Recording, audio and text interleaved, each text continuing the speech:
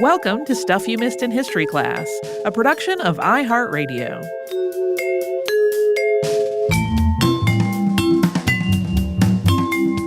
Happy Friday. I'm Tracy V. Wilson. And I'm Holly Fry.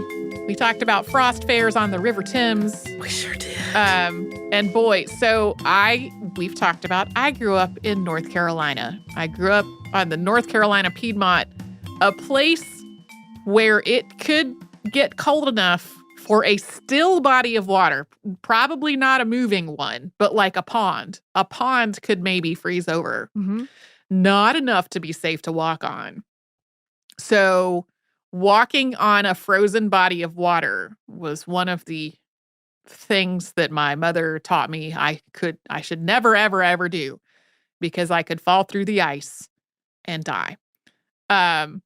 And this caused some culture shock for me when I moved to Massachusetts. And there's a lot of places in Massachusetts. I'm going to talk about one in a second. There are a lot of places in Massachusetts where bodies of water used to get frozen enough on a regular basis to skate on and walk on. We have a whole episode where we talk about Frederick Tudor cutting ice out of New England ponds and selling it to people. That was a whole thing. It's a lot warmer now. It's not really as possible. But the first time I was walking through Boston Common and there were people skating on the frog pond. It just terrify you? I had a moment of terror. I don't think the frog pond is very deep at all. And it is also maintained as a skating surface. But I just had this moment that was all of you need to get off of the ice. Also, when I originally envisioned this episode, I was thinking about talking about other temporary frozen things, frozen festivals on frozen bodies of water. And one reason was because I knew about this thing that ran in the Boston Daily Globe on January 9th of 1925. Here is the headline. Herd 50,000 ashore. That's herd H-E-R-D, like we're herding cats. Mm-hmm. Herd 50,000 ashore, fearing a disaster. Police clear Jamaica Pond of merrymakers when mayor sees ice threatens to give way. Warning given by water, abrupt end to city's annual carnival. Firemen help to draw crowd. Skating races provide good sports. All that was headline. And then this article starts. More than 50,000 young people were in the midst of a perfect evening of skating on Jamaica Pond last night at the annual ice carnival of the city of Boston when, suddenly, about 9:30 o'clock, nearly 50 policemen appeared and ordered everyone off the ice. Mayor Curley, who had just arrived at the carnival to give out the prizes in the various contests, quickly noticed that large black patches of water had appeared about the pond. Fearing that the ice, softened by the warmth of the last few days, was about to collapse under the weight of humanity it was bearing and precipitate the merry thousands to their deaths, he ordered the police to clear the pond. This did not wind up being about other frost festivals in other places. It was just about London. And we also didn't mention how these have appeared in various pop culture. There are some London Frost Fair scenes in Virginia Woolf's Orlando. Mm-hmm. And at least 2 episodes of Doctor Who, which I have not watched all of the episodes of Doctor Who. There's a chunk of them that I missed at some point. And apparently these are interconnected, the stories that are told about. Yeah, and they're in totally different seasons of the show. As I understand it. I also, the more TV I watch, the less I remember any of the TV that I already watched. And so I could have seen all these episodes and I just don't remember them. Also just tons of art and stories and broadside ballads and poems and all of that. Yeah. I can't, the whole freezing over of things makes me think of the Mighty Ducks. Okay. Because there's a scene in the first one. I don't know if you ever saw that movie. I don't think so. Where Emilio Estevez's character basically has to coach these kids' hockey team because he got a drunk driving arrest and this is his community service. Oh, yeah. And he is a rich dude who doesn't want to do any of this, although he did play hockey when he was younger. And at one point he has a bunch of the kids in his limousine and he tells his driver to go out on the ice. And I think one of the parents freaks out and is like, what are you doing? And he was like, I know when ice is safe to drive on. And they're like, Mhm. how? And that whole thing just like made me go, wait, that's like a skill people can have? Like, Yeah. I didn't realize how much basically cultivation goes into especially ice highways that are used by big trucks. Right. A lot of people that live in more remote areas, like maybe the lake is going to freeze over, the harbor is going to freeze over, people are going to use their snowmobiles to get across it. And like maybe there is a road that is sort of created by people, but there are also big highways with big trucks. And I know there was a whole TV show about this called Ice Road Truckers. Don't remember what network that was on. I'm imagining it was on Discovery or one of the other Discovery networks. But it's a whole thing of like measuring the ice and planning out the path and clearing the snow off of it because the snow insulates it. So they clear the snow off so that it will freeze more. Right. And then increasingly a lot more like monitoring of the ice, both just for general safety and because the season that these roads are usable is becoming so much shorter in so many places. Right. And it's like, some of this is driven by need of people to get things like food and medicine and other stuff delivered during the wintertime, but also like diamond mines that still operate in the wintertime. And the ice roads are like how the trucks get in and out of there. And so like as the season gets shorter, the capitalism wants to use them as long as possible, Right. but also not have a truck loaded with diamonds go through it. Yeah. I'm not saying anything because I feel ways about diamonds. As I think you do as well. I do too. I'm like, I oh, do too. Diamonds. Interesting. Yeah. Well, and as I was writing the very beginning of the episode where we were talking about like, we know there's places this is not a novelty, it's a necessity, and the climate is messing it up.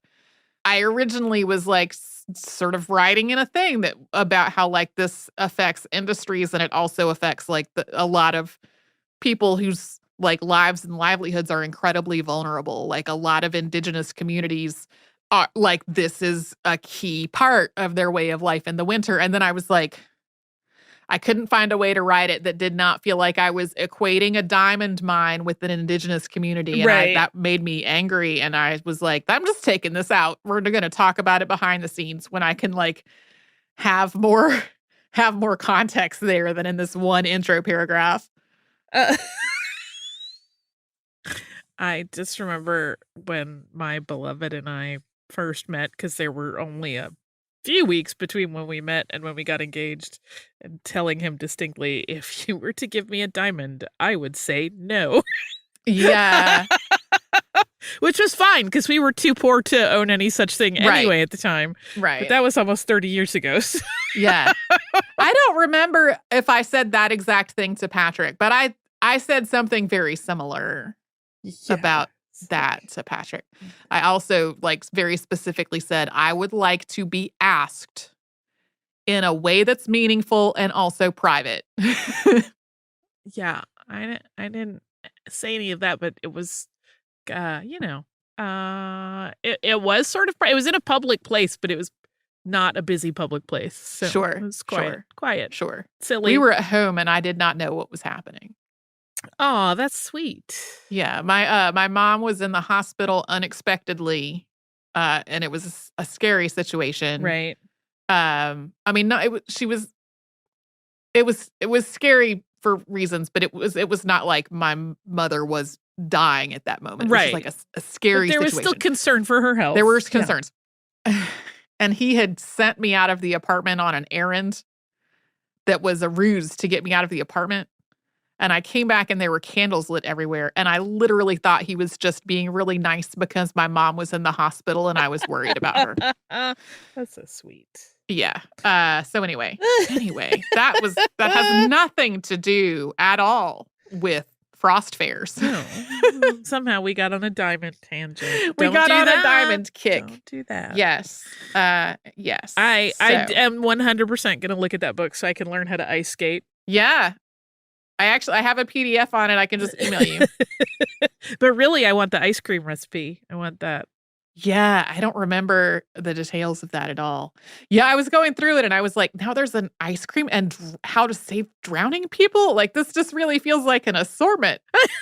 You can eat ice cream, you can save people, you can ice skate. You are golden. You got your winter covered with that book.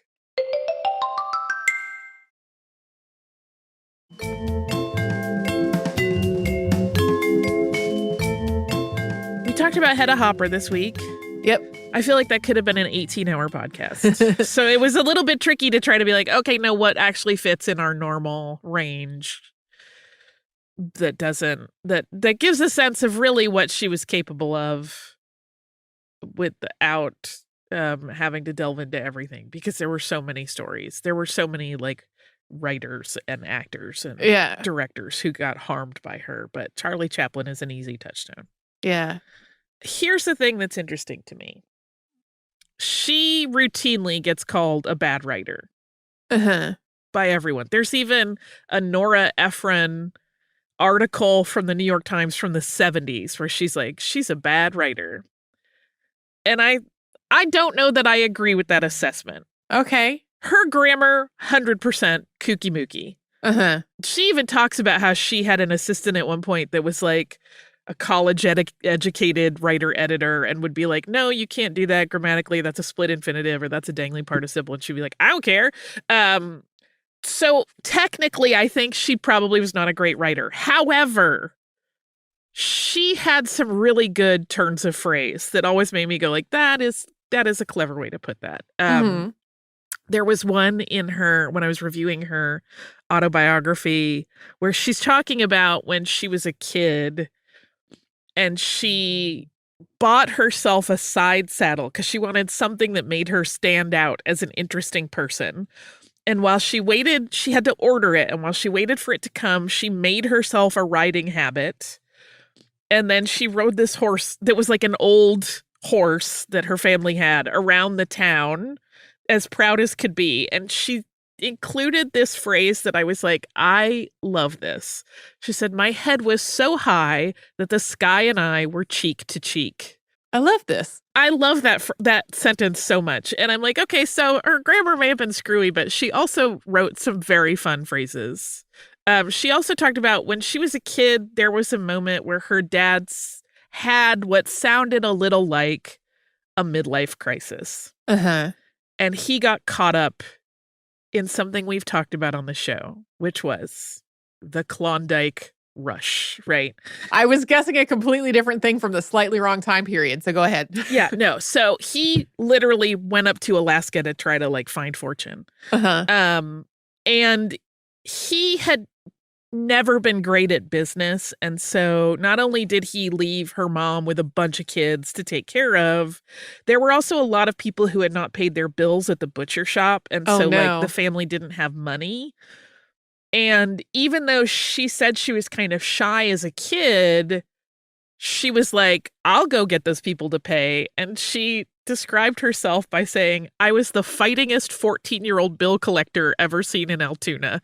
And that's another sentence that is just marvelous. So again, technically she may not have been a good writer. And certainly in terms of like fact checking, she wasn't. Right. Well, and I think the content, the fact that she was writing gossip and sometimes verifiably false gossip probably predisposed people to be more critical of her writing. Right.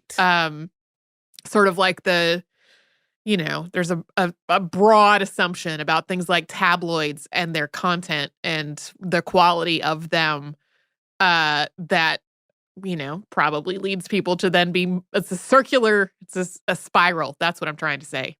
Yeah. Yeah.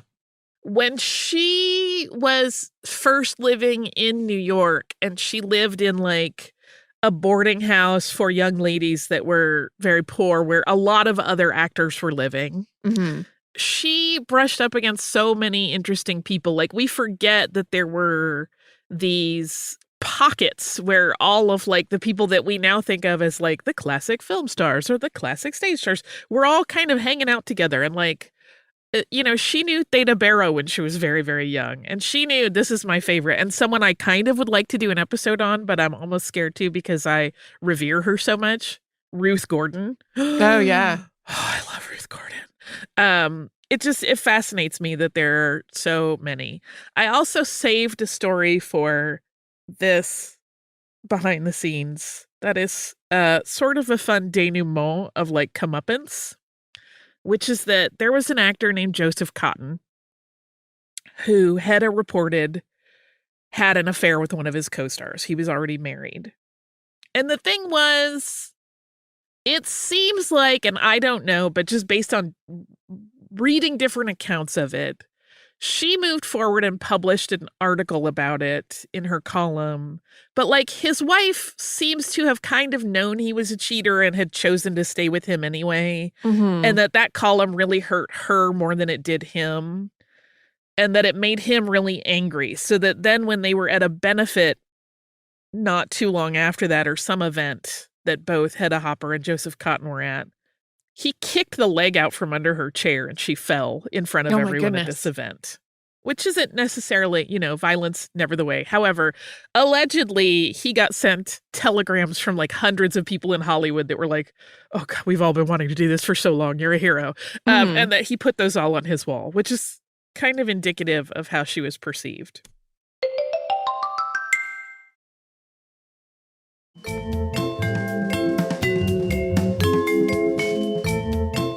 Her son William was also an actor. He was on Perry Mason for a long time. But I in that Vanity Fair article that we mentioned, Roddy McDowall being interviewed for, as well as many other actors. I don't remember who said it, but they mentioned one of the things that kind of broke my heart was that nobody in Hollywood trusted her son because they presumed he was like a spy for her. And I know she had a pretty significant falling out with her son. And was pretty much on her own late in life. And I wonder if that isn't some of it, right? Like you can't spread poison everywhere and then not expect it to hit your kids in some way. As a strange flip to that, so she and Luella Parsons each had one child. They had each been divorced. They were essentially single moms.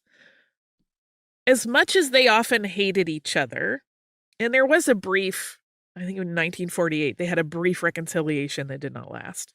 But as much as they hated each other, they never gave bad reviews to each other's kids. And in fact, if either of the other one's kid was in a movie or had a project going on, they always spoke like glowingly of it. And there's been a lot of theorization about it, about like, was it just that they both knew how hard it had to be to have them for moms, so they wanted to like keep that off limits and never harm each other's kids? Like, was that just the sacred space? Right. But it is very like, even when, I think it was when Hedda Hopper's daughter got married, or not Hedda Hopper's daughter, when Luella Parsons' daughter got married, Hedda was at their wedding. I mean, it was like, there was some sort of weird social contract between the two of them where they would engage in that way and it was safe. Yeah. It's so fascinating to me and so hard for me to understand the level of like purposeful intrigue of that life. Yeah. It sounds exhausting. It sounds unpleasant. It sounds like exactly the opposite of how I would ever want to live. Like I don't want to stir the snakes. I want to stay out of the drama. I don't want to manufacture drama. I certainly don't want to be the person who is accusing people of illegal activities. Like, it's all so strange to me and so hard to wrap my brain around. And she was like, my age-ish when she started really taking off in this way. And I'm like, particularly as a woman in my early 50s, I do not want any of that drama. No. I want to be in the most peaceful possible scenarios whenever I can. Yeah. I don't want any drama in my life. However, sometimes when there is other drama that doesn't affect me and ideally also isn't about anything consequential at all. Right. Then I will look at that drama. Oh, listen, like I'm not trying to be holier than thou about any of it. Like I watch Bravo shows. I enjoy Schadenfreude as much as the next person. I think the difference is that I don't perceive these things as reality in a way that is important, and I don't fight with people on the internet about it. You know what I mean? Right. Like I know if I met one of those people, I don't think I'd care.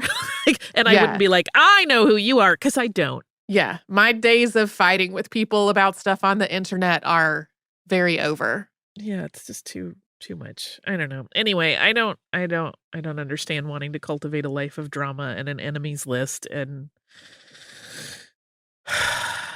it sounds like an awful way to make a living to me. Yeah. Yeah. But Yeah. for some people, they're very cut out for it. She seemed to love it. She liked being called all the names. She liked being referred to in ways we can't say on a show that is, potentially going to be listened to by youngsters. I don't, but I mean, it goes on, right? We still have outlets that exist solely to expose the secrets of famous people. And none of that sounds good to me. Anyway, like I said, I understand the appeal of gossipy things and the schadenfreude of watching someone who seems to have everything get taken down. I do understand it. I don't love it. Right.